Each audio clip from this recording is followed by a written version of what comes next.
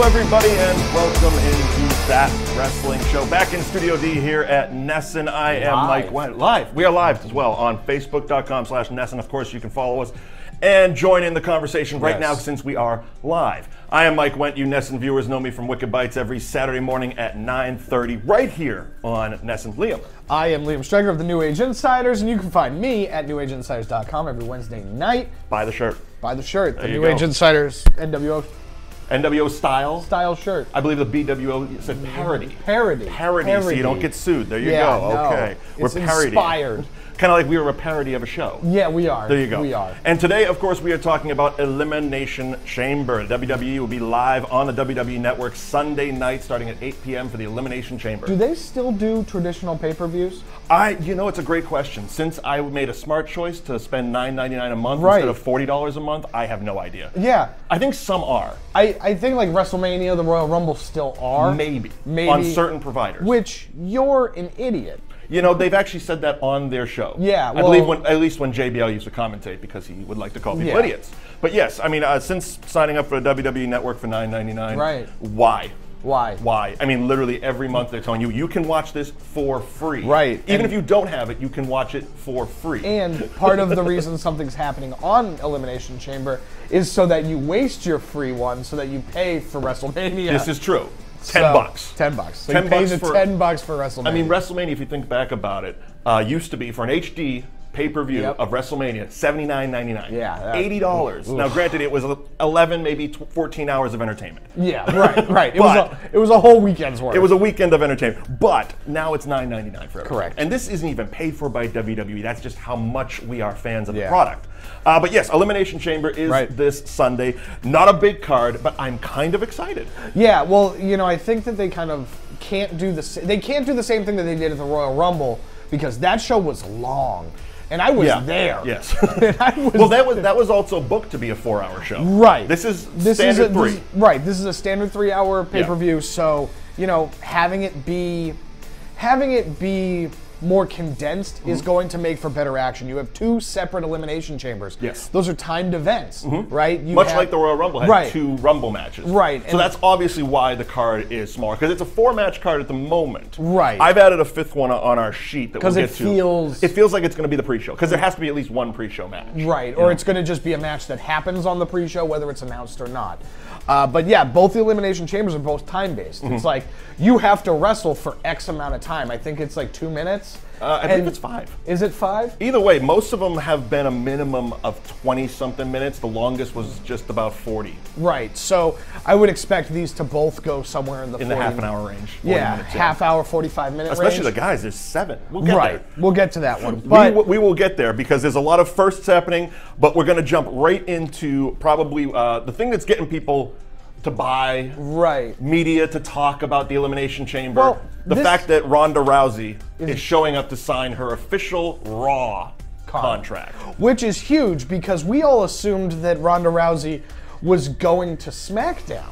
To pair with Charlotte. So that was a logical move. It's going to be very interesting to see what ends up happening, because, if she's signing a Raw contract on a Raw pay-per-view, that's going to be very interesting to see how everything shakes up. WWE, both on Elimination Chamber and on Fastlane in a couple of weeks, have actually done a great job this year of making these shows feel relevant. Oh, absolutely. Because a lot of the time, these the pay-per-views between Royal Rumble and WrestleMania, it's kind of the lull. It's a lull, but it also feels like filler, because it's like, well, I don't know. Like, who knows what's going to happen? And while the WWE Championship match at Fastlane does feel that way, because Nakamura versus AJ Styles feels inevitable, there's a lot, and we'll get to the men's Elimination Chamber match, but there's a lot of setting up to WrestleMania. Oh, absolutely. That usually is already decided by the time this pay-per-view comes around. Right. And so for Ronda Rousey to come in here and sign that Raw contract on this show throws a whole monkey wrench into this entire plan of what she's going to be doing at WrestleMania. And you have to believe it can't. I mean, it's never just a contract signing. No. Okay, it's never a contract signing. Now, first and foremost, does she get physical? Because that's kind of a staple of WWE contract signings. The table's broken, chairs are thrown about. Yeah. Does she put somebody in an arm bar? I mean, what happens? I think The Rock shows up. Okay, see, that's where I thought you were going to go with this, because while everybody just assumed, myself included, that Ronda would be programmed with Charlotte for WrestleMania. Right. It seemed inevitable, you Yeah. know. The second, almost 1A rumor was that in WrestleMania, she'll be tagging with The Rock. Yep. Against Triple H and Stephanie. I can tell you that on good authority, hashtag sources. Ooh, look at that. Did Meltzer say it? No, Meltzer did not say it. I didn't get this information from Scoocha. Meltzer. That's what they want. Okay. They want Rock and Ronda versus Hunter and Stephanie. Not Rock and Robin? Not Rock and Robin. But they want the Rock and Ronda Sure. versus Stephanie and Hunter. And now, will you see seeds of that? You think The Rock's actually going to show up at Elimination Chamber on Sunday? yeah, because I think what ends That's up almost as hot of a take as Daniel Bryan's going to win the Royal Rumble, which we tried. We tried. We really tried. Sorry. Sorry. But having Meltzer said that one. Stephanie ends up, I think the way it kind of plays out, because these things never end like... Contract signings never go well in the WWE. No, they never do. So Stephanie gets in Ronda's face. Ronda starts to get physical with Stephanie. Hunter steps in. Ronda's not scared of Hunter. Well, she wasn't at the last She wasn't at the... So she's not scared of Hunter now. And then The Rock shows up. And that's how we get that holy shit moment. Now, I put this first on our thing. Do you believe this leads off the show? Because that's starting hot. If you're especially with the way it goes down with the way you're saying it, The Rock appearing at Elimination Chamber, that's starting the crowd off really hot. I think that the women's Elimination Chamber match starts off. They closed the last one, opened the first one? They opened this one. So they're going to be raising and lowering that thing. You don't think they're going to go back to back? No, I think they're going to go one and then the other. Like one at the top of the show, one at the end of the show. Because if you look at the way the Royal Rumble's set up, the men closed the first half of the show. True. And then the women closed the second half of the show. It was twice as long. Okay. So it would either be that. So this would be like this. There is no WWE Championship match, so I would just slot the women at the top to get everybody excited. Okay. Because it is the first era, but we'll get there. So you think this is going to kind of be the pop in the middle? Yeah. Okay, gotcha. Well, let's jump right into what's not even been announced yet, but I'm just using common sense and believing that it's going to be booked into the kickoff show. The Raw Tag Team Championship match between The Bar and Titus Worldwide. Sheamus and Cesaro versus Titus O'Neil and Apollo. Please don't call him Cruz. Yes, he's not Apollo Cruz anymore. No, and I love what's going on with Terry Crews on Twitter right now. Yeah. If you have no idea, go to Terry Crews' Twitter, the actor, Expendables, etc., etc. Yeah. Go to his Twitter and just read. Have fun. Thank me later. So it's the Tag Team Championship match. They've been kind of teasing it. Yeah. I mean, it seems like a kickoff throwaway type of match. There's no real reason for Sheamus and Cesaro to lose at this point. They're going to run till WrestleMania at the least. No, we definitely need to have, we just needed to have them on the show because we needed a match in this show. Well, you need a kickoff match. Yeah, you need a match. Well, you need My alternative was going to be the Club versus the Revival for the kickoff show. Also. Right, but that that was the kickoff show at the Rumble. It is what it is. You know, so some guys are just destined to play for Mountain Dew. Yeah, right. And it's so I don't think having this as a kickoff match is a bad thing. The Bar doing excellent work right now. Yeah. Titus Worldwide, very fun. They are on an uptick. I was cold on it for quite a while. Yeah. Something about adding Dana Brooke kind of... Dana Brooke really adding their just like... statistician. Their secretary to this is very funny. I also love, and it's not actually addressed, but she's got this like Superman thing going on. Oh, yeah. Where she like comes in and she's like all business suity, and then she's like in the female segment and she's in her gear. Yep. And it's just like, oh man, this is fun. I would love... See, this is one of those things that I would love to see more theatrical storytelling. Because I would, if it was being booked that way, there would be a segment where she comes out, takes the glasses off. It's like, oh my God, you're Dana Brooke. It's still the same name, but Dana Brooke. You know what I mean?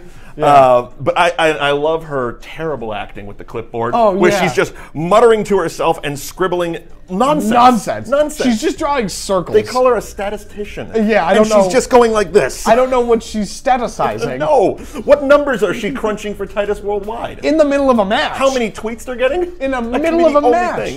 That's the thing. It's just like, what nums are you crunching? Right.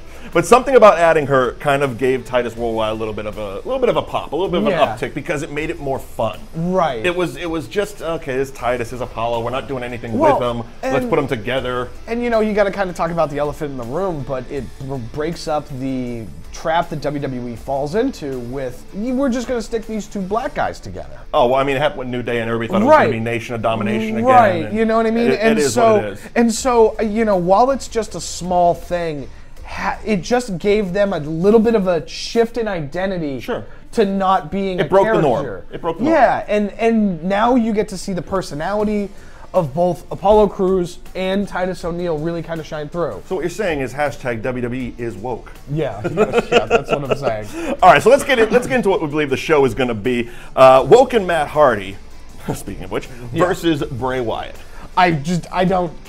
This is not as fun as I wanted it to be. You know, a year ago when we started this show, we were talking and we did the post show for WrestleMania. Yep. The Hardys had just came back. We were debating, when is Matt going to break? Right. Well, they've broken him, and just use a different word. They've woken him. And yeah, this is one of those things. And watching their feud go back and forth, and we'll get to it in the wrestling rant, but this is going to help with the dual branded pay-per-views, I believe. Stuff like this, because it's been going on too long.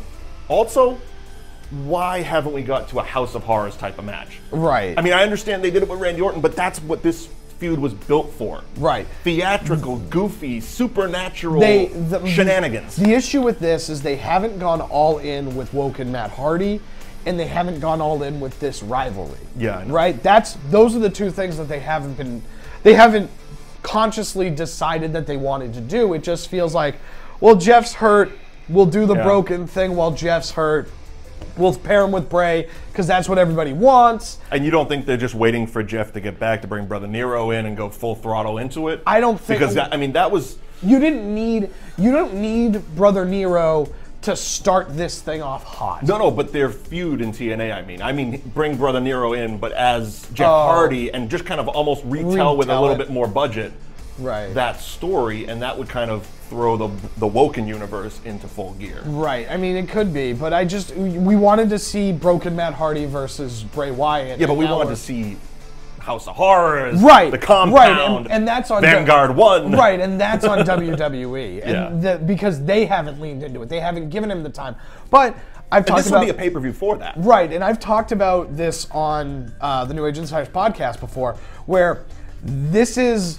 WWE was never going to commit the way TNA did, because TNA would have him open the show, be in the middle of the show, and close the show. Well, TNA really didn't have a choice, because they kind of forced their hand. It's like, well, we have nothing for you. Okay, well, we're going to go home, do this little thing, and we're going to bring it back to you fully packaged, fully edited, you know, pack and play. Just put it. Just plug it in and play, and it took off. It blew up. It caused a stir around the wrestling. It was 2 years ago version of what Omega Jericho did. Right. Everyone was talking about it. The locker room was talking about it. You heard about the guys watching it in the WWE locker room, like, oh my God, what have they done? Yeah. You know, why can't we get some of that over here? And they even tried to. They did. If you remember with the New Day at the Wyatt compound. Right, and then the House of Horrors. And the House of Horrors match. Yeah. But, you know, I'm not expecting a whole lot from this, because unless you're going to, like, if this is going to be the start to this rivalry, you know, like, that's been going on for 6 months, this feels. This is going to be moving into second gear. Yeah, you know what I mean? The clutch has been down for a minute, but they're going to get into second gear. Something has to happen, because this weird, like, dual promo thing that they have going on, where they both appear on the television and talk to one another but interrupt each other. We have to get beyond that. Sure. We have to get beyond that. I feel that's also a thing, though, because for a while, Bray's promos weren't doing well live. Yeah. So I felt that this is what they weren't going to give Matt an opportunity to do his stuff live, because Bray already wasn't working live. Right. The crowd, you know, it's giant. They're not TNA arenas. But it's not NXT. So that's the thing, is that you got 20,000 people and 10 of them are bored. It shows. Right, and that's the tough part about these larger arenas that nobody really wants to talk about, is the impact zone is tiny. Sure. Right, and so because the impact zone is tiny, everybody can get excited for this thing, and it shows. The energy's a little bit more palpable. That's why ECW jumped off the screen. That's why NXT works. Right, it's why NXT works. And that's why most NXT people, when they come up, have a little bit of trouble. There's a bit of that lost in translation, if you will. And it's because these buildings are so much bigger, and you're just lost in the dead space of the It's not arena. intimate. You don't have that intimacy. Right, with it's the not crowd. intimate. So, and I think that both of these characters derive on connection. They're also very theatrical characters. Right. They deal a lot in supernatural, spooky stuff. Right. So having pre-tapes is great, but what they're doing isn't like they're not doing any. They were doing more when he was doing Sister Abigail, Right. And that all kind of fell apart. Well, because he got hurt. He got meningitis. That whole meningitis thing. Yeah. So. Yeah. So okay, but I believe he's lost enough. You got to give Matt Hardy the win. I think so. In a match like this, that as we both agree, really isn't that important. Give him the win because he's lost the last bunch.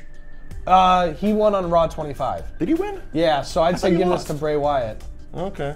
Yeah, I think Bray Wyatt lost that. I was in Brooklyn. I didn't see it. Yeah, right. Sorry, won't go down that route again. Yes. All right, moving on to Asuka versus Nia Jax. This match, while it comes off as just your average singles women's match, does have some implications because if Nia wins, she's going to be added to the Raw Women's Championship match at WrestleMania, making it a triple threat between her, Asuka, and the impending champion. It's really unfortunate that that's the way this stipulation plays out because I want Nia Jax in that match. I want Nia Jax to be in the main event or the Raw Women's main event. What it's saying is Nia Jax isn't going to get the women's title match at WrestleMania. Well, no, because you can't break Asuka's streak this way. That's the thing is she can't be the one to break Asuka's streak now. Not on Elimination Chamber. Not an Elimination Chamber. We've done the Goldberg thing. Goldberg lost the championship as well as the streak. Right. And that's the standard. That's the standard. To a cattle prod. Right. Hey, yo. But that's the standard. Asuka needs to lose her streak and the championship to have it all come crashing down all at once. So this is just to put these two together, and it also gives Asuka another hurdle to get over because Nia Jax is the monster among the women. Yeah. Monster among women. Yeah, exactly. This is another example of we need to have all of our men, all of our top men and all of our top women are involved in one thing. So in order to fill out this card, this is something we have to do. Nia Jax versus Asuka, they're the odd women out. Sure. So they have to do something with them. Again, when we get to the wrestling rant, this will benefit from a dual pay-per-view. Right. More specifically, Asuka. Asuka needs to appear on this pay-per-view. Right. She's probably going to get tied into, there's a chance she gets tied into whatever Ronda Rousey's doing. Maybe. In the contract signing because... Depends on the direction they're going. It depends on the direction they're going. They might want to stay away from that, especially after the backlash that came from the Royal Rumble. Right. There was a bit of it. Yeah. Everything wasn't sunshine and roses for Ronda Rousey at the end of it. Which is unfortunate. Because I loved it. I do too. But I also, I understand how TV works, so moving on.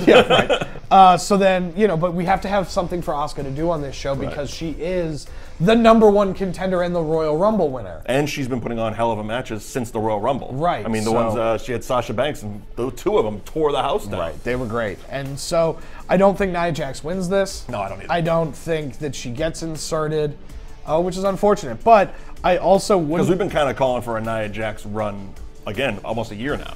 I also wouldn't be surprised if this leads to something in the Women's Elimination Chamber, because we have seen this on the men's side, where one of the women, probably Bayley, gets taken out before the match by Nia Jax, so she inserts herself. Oh, kind of in. a hardcore Holly Sabu thing? Yeah. Go watch that one. Yeah. Or don't. Don't actually do that. Okay, so I think we're in agreement. Asuka's going over in that one. So for the first ever Women's Elimination Chamber match, the women's title is on the line. Yeah. So it is Alexa Bliss, the champion, facing Bayley, Sasha Banks, Sonya Deville, Mandy Rose, and Mickie James. Yeah. Wow. For a first, and this is an Elimination Chamber. We were talking before we went on the air.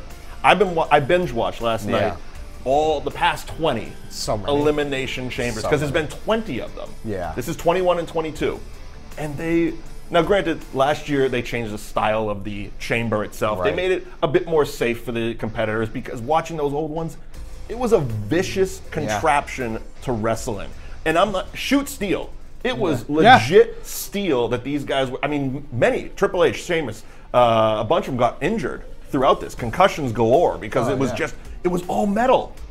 Right. I got to check it out. It's usually at Access at WrestleMania. They usually have it in there. Sure. And you get in there, and it's just like, oh man, this is just a big old metal box. Right. This is, but in a world where the not the Elimination Chamber, the Hell in the Cell got watered down, that was the logical progression. Sure. You know, you look at that, and you had done the Armageddon Hell in a Cell, and that was kind of the peak, right? Where it's the 6 men, it was Austin. Was that the Rikishi jumping into a bale of hay? Yeah, Rikishi jumping into a bale of hay. So you had a bunch of people. Who was the farmer in that? Why was that the thing that Vince decided to try and pull down? That might be a future wrestling rant. Most weird bumps. Yeah. Safe bumps. The part, like, I get why they did it, but you should have put a dump truck in there. Seriously. So it had all 4 sides, so you didn't see the crash pad under the hay. The bale of hay. Yeah. All right, moving on. But you had reached a point where, it was normal. Yeah. It had become normalcy, in WWE. So you create the Elimination Chamber, which kind of ups the brutality a little bit, and it's kind of different, and it breaks everything up. And it has a lot of different elements that they took from it. It has the Royal Rumble War Games type element. Right. It has the Hell in the Cell steel cage element. So there's a lot of different elements that they brought into it. We did talk about how they've changed it over the last year, where it's now taller, but thinner. Yeah, well, because the Elimination Chamber took out the first 1 or 2 rows of seating at ringside. Those are the money seats, which are the money seats, right? It's not like you're getting rid of cheap seats. It's not like you're getting the last seat in the balcony. Right. The $20 seats. No, those are the $200 seats. So I heard for a long time that's why they stopped doing the Elimination Chamber. That was always the argument for no War Games. Right, and the argument for no War Games, because you need to have that second ring in order to do it. At least do it right. And it has to be there the whole night. And it has to be the whole night, because you can't set it up in the middle of the show. Right. You can just drop a ring. Well, yeah. You could, maybe. You probably could. But you'd still need the space. Yeah, you'd still need the space. All right, you guys are gone for the main event. Yeah, you guys, get out of here. All right. But let's get into the match, though. Yeah. I'm excited for the women. Yeah. This has been my favorite part about the women's revolution and the women's evolution, because equality is this. This is what equality is. Sure. It's putting the women in the same matches that the men are in. And that's what a lot of the women wrestlers have been saying. We want to do that. I mean, going back to Lita and Trish Stratus, like, we want to do a ladder match. Right. You know what I mean? So we want to do a hardcore match. It's been awesome watching them, because the best part about it is that it's put up or shut up, right? Oh, absolutely. And they have so far. And they have the Money in the Bank match, the Hell in the Cell match with both Money in the Bank matches. Right. Both Money in the Bank matches, the Royal Rumble, the Hell in the Cell. They've done a great job in proving that they are phenomenal wrestlers. Yeah. And I expect this to be just as good. You have just as much talent in that ring, minus Mandy Rose. But she's okay. Yeah. But minus Mandy Rose, as you do with the men, and so it's going to be exciting. It's going to be very exciting. And do you actually believe Bayley's going to be taken out? I think that there's a possibility that her or Mickey James gets taken out by Nia Jax. By Nia Jax. I think that's and possible. You believe Nia's going to jump in? I think so, because that would be how I would, if you want to get Nia Jax inserted into this main event, she would have to win the women's title tonight. Yep. So that Bliss gets the rematch, and Asuka gets the, you know what I mean? Well, that's long-term booking, pal. That's long-term booking, babe. But at the same time, the WrestleMania is the next Raw pay-per-view. Right. So that's where we would. So we'd have a full month of Raws to figure it out. So do you believe, is that how you think it's going to go? I don't, because I think that in these first type of matches, aside from James Ellsworth winning the women's Money in the Bank, they don't do tricky nonsense. It's straight up. Yeah. It's just straight up. We're going to let history kind of exist in this moment. So I expect history to just exist in this moment. I think Alexa Bliss retains the title. I do too. That's where I'm going with. I do too. Ultimately, I think she retains. Yeah. And I think they have their plan for WrestleMania. They already know it, but they're doing stuff like this to just even heighten that match. I mean, Alexa Bliss survived the first women's Elimination Chamber. Right. Maybe she has a chance against Asuka. That's a story to tell. The only other dark horse in this whole thing is Sasha Banks.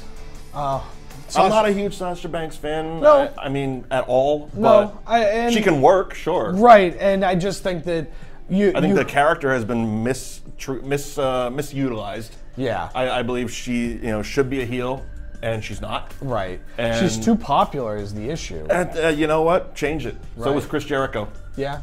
You know, so is Kevin Owens. Right. You know, you can make yourself a heel if you want to be one. Yeah, if you want to really try. You know, if you don't mind not selling as much merch, go be a heel. Yeah, you know, right. I think because she worked phenomenal. I was a giant heel Sasha Banks fan in NXT. Right, and when she first came up, she was great. But now she's a little watered down. She's lost a little bit of her personality.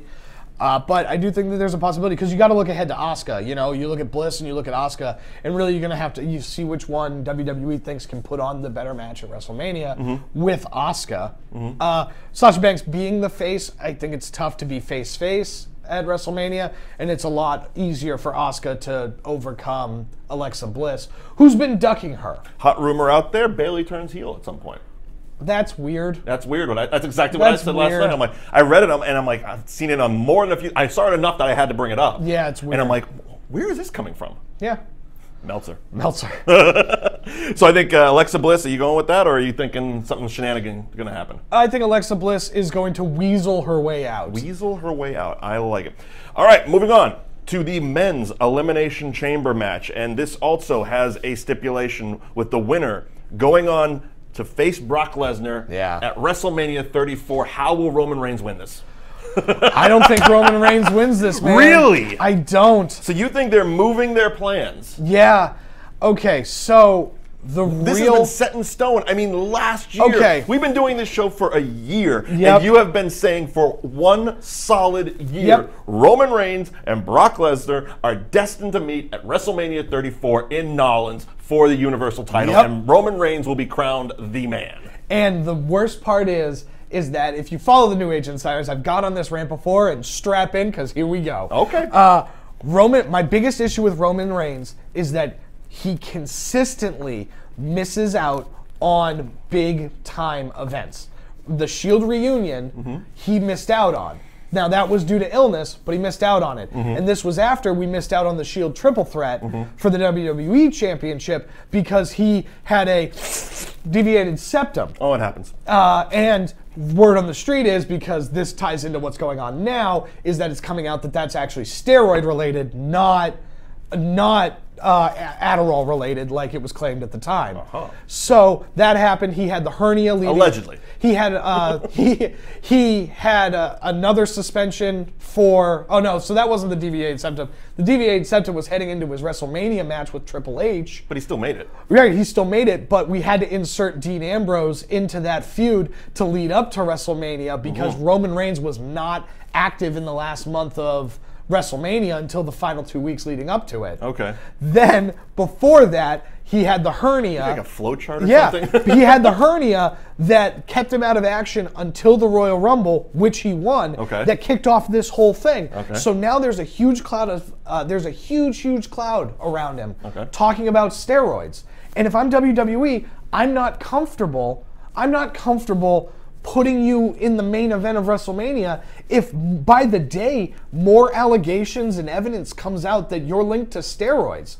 Now, I also think that Braun Strowman has walked in here and has taken the opportunity. Because I think if there was a little bit of doubt in WWE's mind that it's like, Roman, like, you're kind of linked to this steroid stuff. We got to pull back. You've seen it on TV.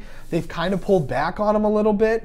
And Braun Strowman has taken the opportunity to kick the door in. I think that Braun Strowman has now become the favorite to win the Elimination Chamber.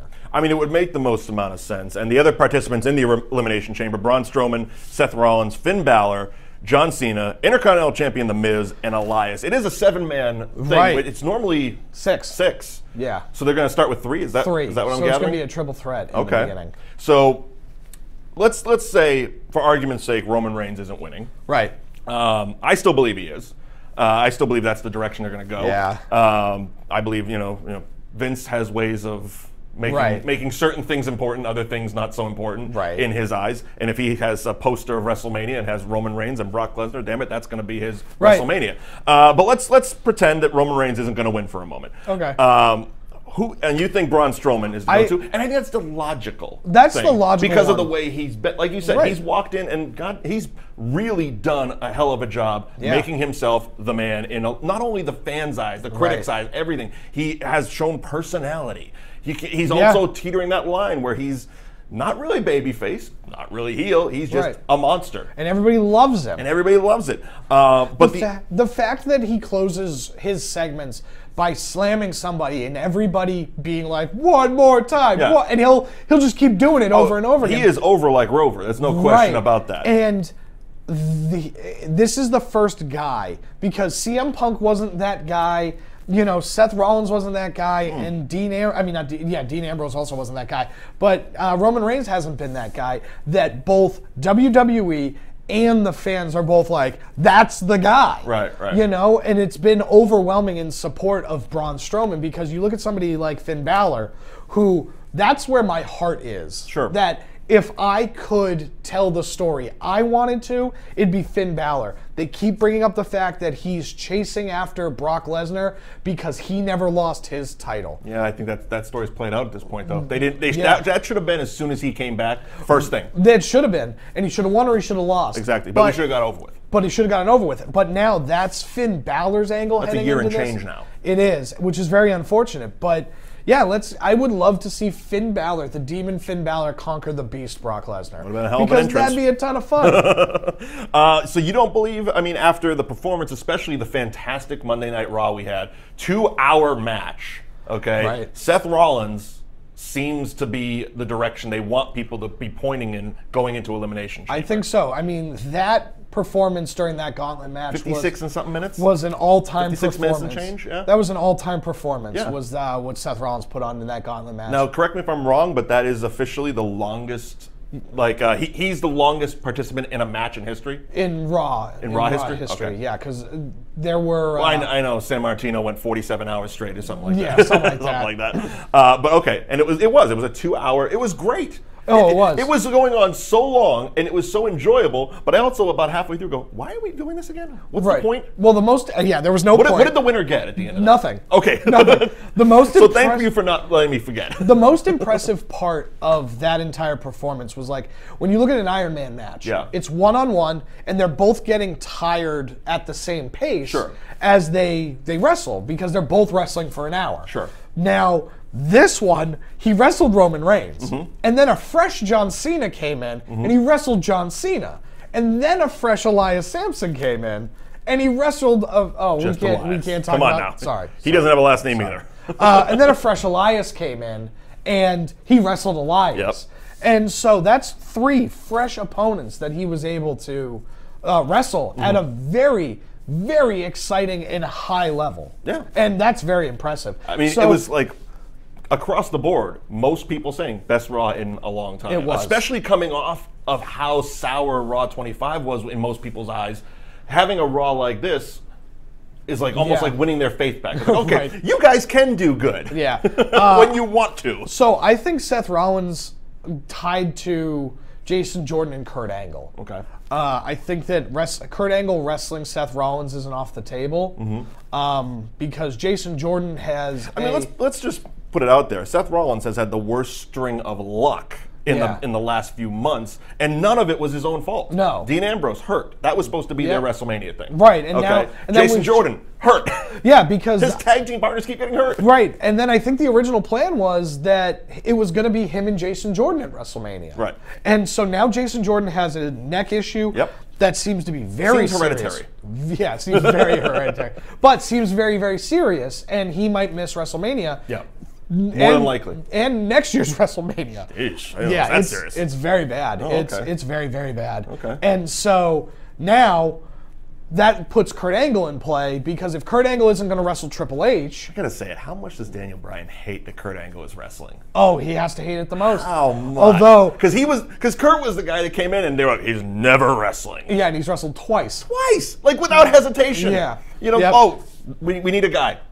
Putting Kurt Angle. Well, the reason is the yes movement, because as soon as Daniel Bryan steps into that ring, nobody's going to ask for Kurt Angle to wrestle Brock Lesnar for the Universal title. That's never going to happen. So Kurt's a fun little nostalgia act that we know is kind of once or twice a year. We know that he's a Shane McMahon almost. Right. That's come and gone, and we know what we're getting. He's never going to be a full-time performer again, and we understand that. So Daniel Bryan's almost shooting himself in the foot by saying, I can wrestle for the rest of my life. Right. And that's really what it is, because... Maybe if he said, I got one more in me, he would have a better chance? Right. If he said I had one more in me. Daniel, if he watch this show. Take our advice. Yeah, if he didn't threaten to leave to wrestle other places, they would have let him wrestle by now. I also don't think that him versus Shane McMahon in some sort of multi-man capacity is off the table yet. I think it would be great. I think it's the direction they want to head in. Right.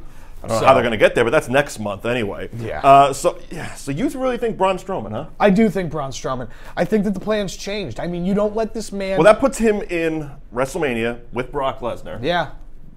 Are you still going with Brock Lesnar losing the title at WrestleMania? I am. I am. I think Brock Lesnar loses the title. His contract, unless he signs something that's new, not off the table. But his contract is up soon after. But you putting reality into wrestling. I know. Nonsense. I mean, I wouldn't be against it because, like you said, Braun Strowman, he's made me a fan. Right. It's just... He's done everything right. It feels like Braun Strowman's year. Yeah. And as a ticket holder to WrestleMania 31, 32, 33, and now 34, I'm really tired of the past two WrestleManias ending in boos. I mean, your co-host on the New Age Insights, Jason, got to see Goldberg. Yes. This, for you, I feel, would be that moment with Braun Strowman. Yeah, because you've been singing his praises almost for a year. I have. I mean, look, I had my moment at WrestleMania 31 where I watched the NWO, Sting, and Triple H and DX all do nonsense. That was my hardcore mark-out moment. Sure. But... this is Braun Strowman's year. Okay. And I've been praising Braun Strowman all year. Still haven't got the t-shirt, but you have. Yeah, I have. Because I'm waiting for my shirt. The right shirt. I'm waiting for the shirt that just says, I'm not finished with you yet. You know, that's all I want. Okay. So, I'm still pulling, I think Roman Reigns is going to still pull it out because I just feel that despite all the personal shenanigans, that's where they want to go. And I feel that that's how it's going to play out. Yeah. In my heart of hearts, I'd love to see Braun Strowman because I also think Braun Strowman and Brock Lesnar at WrestleMania would be a hell of a match. Yeah. They've told a hell of a story. The last one, I mean, them two working together because Brock, for all the sidetracks and all the stuff, he's a part-timer, he only works when he's motivated. Well, he seems very motivated when he's working with Braun Strowman because Brock is a physical guy. He likes to be stiff. Yeah. Braun is a stiff dude. So the two of them, it's like two bulls just banging into each other. Right. They're going to be able and they're having fun doing it. They're going to be able to go a lot longer and have that type of match that they wanted to have with Brock Lesnar and Goldberg last year, right? That match was very fast, very hard-hitting, very quick. Yeah.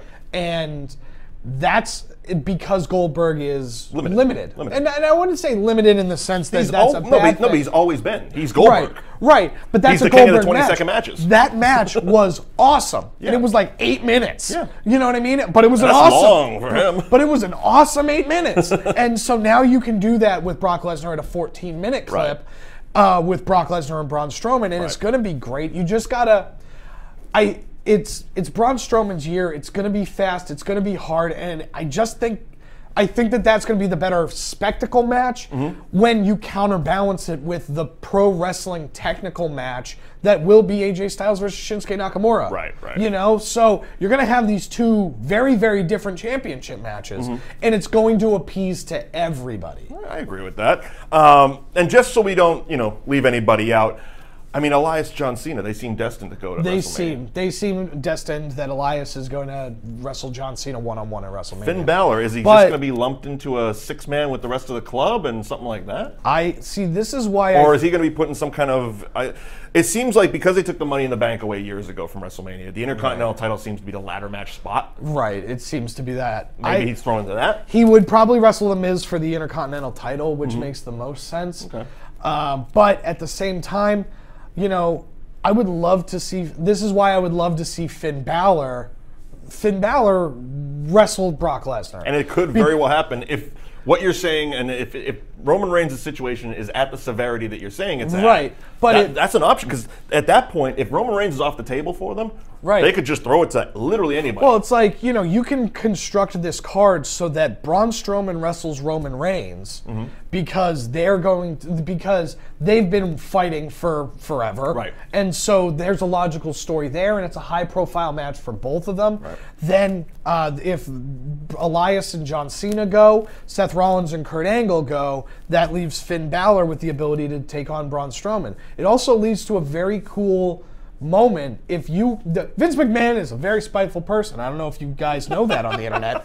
Come on, man. I'm trying to get a job here. Exhibit A, Kenny Omega wins the first ever IWGP United States Championship. Okay. On the day that aired on TV, AJ Styles beats Kevin Owens for the U.S. title at Madison Square Garden to kind of dictate, I'll tell you which United States title you're going to talk about. And so you're going to talk about how, you know, Kenny Omega versus Cody Rhodes is happening that weekend, and Kenny Omega is so amazing, and Kenny Omega, Chris Jericho, oh my God, the Bullet Club, the Bullet Club, the Bullet Club. And then he closes his WrestleMania with Gallows, Anderson, AJ Styles, and Finn Balor, all the highest profile members of the Bullet Club, all holding championships. Yeah, that's a big FU to. I think that's on the table. Oh, I'd love that, actually. You know, that sounds like a hell of an idea. An Eddie Guerrero guy we cannot talk about. Sure. Kind of WrestleMania 20 hug type moment where they're both holding championships. They too sweet. Gallows and Anderson win the tag titles earlier in the night. All four of them come together for a weird curtain call thing. Ish. And everybody that is at the WrestleMania marks out and goes nuts. Of course they do. The internet goes wild. Hashtag mark out moment. That would be... That's a hell of a hot take there, Liam. It's not going to happen, but if I was in charge, it would. Well, overall, the Elimination Chamber, we've gone down the 4.5 matches that we're going to have. Overall, I'm excited for the show. Right. Because despite how small the card is, I feel it's going to be an exciting show in and out with the Ronda Rousey thing, the first ever women's elimination chamber, the men's with 7 of them in there. And hard hitting guys. None of these guys are afraid to hit. Right. Miz. You know, so I feel it's going to be a hell of a show on Sunday night.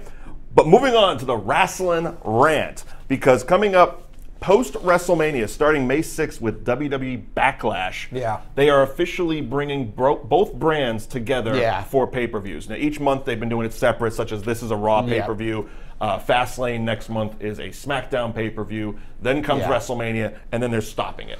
So there's pros and cons. There's a couple of things going on with this. One, I hated the brand split at first. I thought that the brand split was dumb. I would rather have them have gone to a system where wrestlers kind of take off seasons and not like, it's spring, so we get Seth Rollins, Finn Balor, and The Miz. And now it's the summer, so we get Roman Reigns, Dean Ambrose, and Kevin Owens. Right. Not like that, but let's focus in on all of the players that we have. Let's tell stories with the people that we have, and then that way we can mix and match and bring people back and forth and into the shows. Because the brand split, it's almost over, because this is the first domino to fall. Sure. You stop having the 2 pay-per-views a month, which, look... Well, we talked about it almost, 2 or 3 times in this, that one of the pros is it will cut out the filler. The filler, right. Because you'll have, each pay-per-view will have the best stuff of each show. Right. It's going to have a lot of stuff going on. And it's just tough, because this is the first domino to fall for the brand split to be over, and we just started. It's been 2 years. It has. You know, and it's just like, so now we're going to get to a place where the WWE Championship and the Universal Championship, which is 2 years old, is going to, Do you actually think this is going to kill the brand split? Really? Yeah, because I look at it differently. I look at it as them seeing, well, first of all, it makes sense from a creative standpoint, as we just said. Right. It brings the best of both shows onto one show once a month.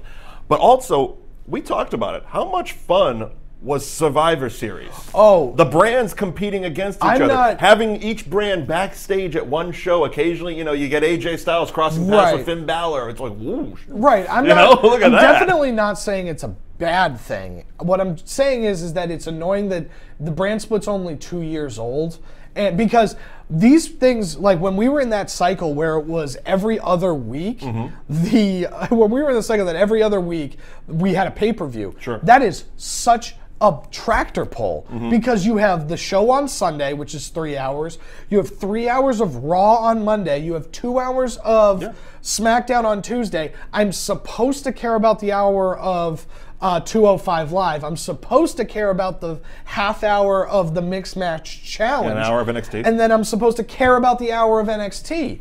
It's a full-time job. That is so much content. And you're telling me that I have to do that every other week? Yeah. Yeah, no thank you. Well, they did cut out the 2 a month. Right. That they stopped. Yeah, and that's good because it was too much. It was. It was too much. It was Well, I enjoyed being in here every other week with all of you. Yes, and you should tell Nesson that we should be here more. Keeping it up was exhausting mentally to try to, cause like you said, at the minimum, you're watching 5 hours of wrestling a week. Right. At a minimum. At a minimum. If you're just watching Raw and SmackDown. And that's not even counting if you're into TNA or New Japan. Right. Or Ring of Honor. Or Ring of Honor, your local, which is on Nesson. Or your local promotion. Right. But having them all on one show builds to one climax, which is a lot better because you watched Raw, and Raw is built Sunday, Sunday, Sunday, Sunday, Sunday, Elimination Chamber, Elimination Chamber, Elimination Chamber. Sure. Then you watch SmackDown, and SmackDown is building for next month. Building for next month, and they're talking about, watch the pay-per-view on Sunday, but Fastlane, Fastlane. And it's just like, now I'm mentally trying to... So it also helps marketing-wise. Right. It's just one direction. Just getting everybody into one direction. And not goals. The band. Not the band. I've also heard that Backlash will be the first part where they have another shakeup. I hope so. So they go in, it's almost, because we don't say draft anymore, we do superstar shakeup. Right. So they go into Backlash. And it also keeps up they're picking, like almost throughout the pay-per-view, you would have, Stephanie and Kurt, Brian and Shane trading people as it goes. And that could add fun element to Backlash as the first dual-branded pay-per-view. Yeah, I think that they've given up on SmackDown. So they think so? Yeah, they moved one of the head writers over to Raw from SmackDown. I feel that's almost a sign where the Raw just needs help, not that they're giving up on SmackDown. Right, but they did that and then they fired another writer, or another writer left. Reality into this. So if you look at it, I think that the combination of that, because Liam Meltzer over here. I know, huh? The combination of those two writers getting moved both off the company and over to Raw, gave the writing a big hit. And then on top of that, putting the title on Jinder Mahal was not a successful experiment. It seems like a lifetime ago. It does feel like a lifetime ago. Which is nice. But they're still feeling the repercussions of that, and the rosters aren't equal. Yeah. There's too much talent on Raw, not enough on SmackDown. And if you told... I think that's helped SmackDown because it's not overbloated. Right, you can have quality matches. And like we just talked about it, the Matt Hardy, Bray Wyatt thing seems like it's been going on forever, even though it's only been like a couple of months now. Right. The only issue is that you look at the SmackDown roster right now, and Dolph Ziggler is a legitimate contender for the WWE Championship. I would hope so for what they're paying him. Yeah, right. But at the same time, the last time Dolph Ziggler was in a WWE Championship match, Dean Ambrose called him the biggest loser to ever be a loser's loser. We've said that on this show. Dolph Ziggler shows up to lose. Right. And so when that guy is in your main event picture for the WWE title, he has no credibility. And it mostly goes back to that SummerSlam. Because on TV, because we can say that as fans, we can say that, but having having Dean Ambrose say to Dolph Ziggler, to his face, you're a big loser that loses all the time, and then that guy loses? You don't think that was given to him by Dolph Ziggler, though? That line? I see him being a very self-deprecating guy. Right, but that's based on the fact, usually... Here, say this. So Paul Heyman comes out. Let's say Finn Balor is wrestling Brock Lesnar. Sure. Paul at WrestleMania. Sure. Paul Heyman comes out and says, Finn Balor, you're a loser. You're going to lose this because you're a loser. And then Finn Balor's supposed to win. That's how this goes. Oh, you do not argue with the world's greatest advocate. I mean, come on now. I know. But going forward, I feel it's going to be a good thing. I feel they're going to stick with the brand split. Yeah, I just don't want I don't want 16 titles. Well, I don't mind it as long as they're on separate shows. Right, and I don't think they will. And I don't think every pay-per-view is going to be a night of champions. Right. You know, they're not going to put every title on the line and everything. I mean, you look at a show like this where Miz is in the main event. Right, but I think that bringing the shows back together for pay-per-views is a good thing. It'll freshen up the pay-per-views. It's good. At the very least, we're going to get solid B to B plus pay-per-views, Right. which a lot of people have complained about because of filler matches. Right, so I think that the shows are going to get better, and it's better for my sanity. They also might feel not so compelled to do 5-6 hour pay-per-views. Right. For SummerSlam and stuff like that. I mean, Right. they might, but it's like that's also part of it, because you don't see all these guys on pay-per-view every month. If you start seeing them every month, okay, 4 hours for SummerSlam. Okay, it's fine. Right. Not 6. I mean, it was 6 hours this year. Right. I was there. You were there.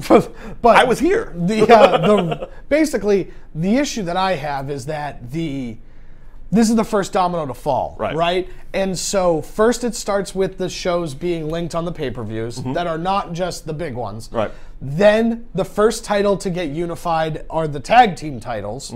And so the tag team titles will get unified because why do we need 2 sets of tag team champions if we can just have the tag teams be one division? Sure. Then all of a sudden, the Intercontinental Champion shows up on SmackDown. The U.S. Champion shows up on Raw. Now AJ Styles is on both. I think, and that's what I'm afraid of. That's the type of thing I'm afraid of, because what that is going to do if they abolish the brand split. Yeah.